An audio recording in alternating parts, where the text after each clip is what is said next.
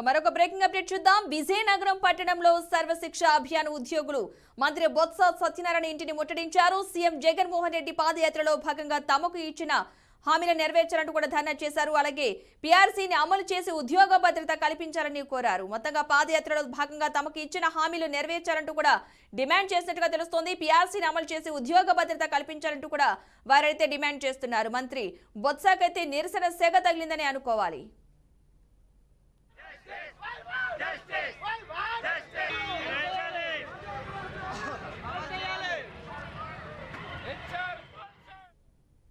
ఆందోళనలో ఉన్నాం. మా ఉత్తరాంధ్ర అంతా కూడా అభిమానించే బొత్స సత్యనారాయణ గారు కలిసి మా బాధలు చెప్పుకోవడానికి ఇక్కడికి వచ్చాం.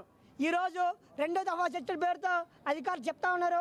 మరోవైపు మా ఉద్యోగుల్ని తొలగించే పని, బెదిరించే పని, ఉద్యోగులు అనారోగ్యం చేసే పని అధికారులు చేస్తూ ఉన్నారు. ప్రభుత్వం ఒకవైపు సానుకూలంగా ఉందని చెప్తూనే అధికారుల చేత బెదిరించే పని చేస్తూ ఉంది. ఇది ప్రజాస్వామ్యంలో కుదరదని కూడా చెప్తా ఉన్నాం. సత్యబాబు గారు కూడా చొరవ తీసుకోవాలి. ఈ ఉద్యోగ సమస్యల పట్ల మాట్లాడాలి. ఉత్తరాంధ్రలో మీ ఉద్యోగులు మొత్తం మీ దగ్గరికి వచ్చాము. మీరు అతి త్వరలో రేపో ఎల్లుండో మీరు చొరవ తీసుకొని సమస్య పరిష్కరించాలని చెప్పి ప్రభుత్వాన్ని కోరుతా ఉన్నాం. ఈరోజు ఎన్నికల కంటే ముందు ఇచ్చిన హామీలు అమలు చేయమంటున్నాం, రెగ్యులర్ అమలు చేయమంటున్నాం. మీరు చెప్తున్నారు ఐదేళ్ళకి ఒకసారి జీతం పెంచుతామని స్టేట్మెంట్ ఇచ్చారు. ఈరోజు 7-8 సంవత్సరాల నుంచి జీతాలు లేవు. మీరు చెప్పిన లెక్కే కదా 5 సంవత్సరాల జీతాలు పెంచుతామని. తక్షణమే మీరు చొరవ తీసుకొని అధికారులతో మాట్లాడి ఉద్యోగులకు న్యాయం చేయాలని చెప్పి సత్యబాబు గారిని మీ అందరం